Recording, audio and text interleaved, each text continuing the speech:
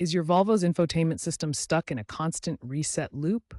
This often stems from software glitches, outdated firmware, or app conflicts, especially in older Census systems pre-2020 models.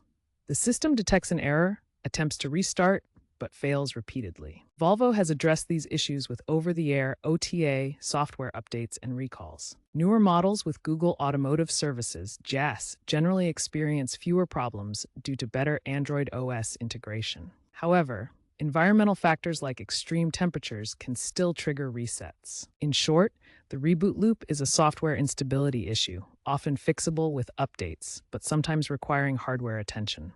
Start by ensuring your Volvo is up to date with the latest software.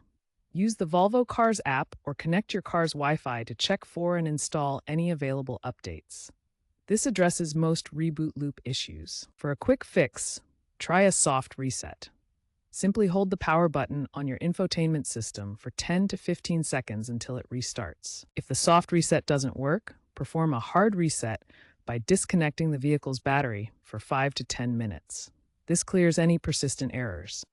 Volvo's app now features AI-driven diagnostics that can help you self-diagnose issues and apply patches without visiting a dealer. If problems persist after these steps, visit a certified Volvo dealership. They may need to replace hardware components like the CPU in the infotainment module. To prevent future issues, limit third-party app integrations that can overload the system. Regular maintenance and prompt software updates are essential for system stability.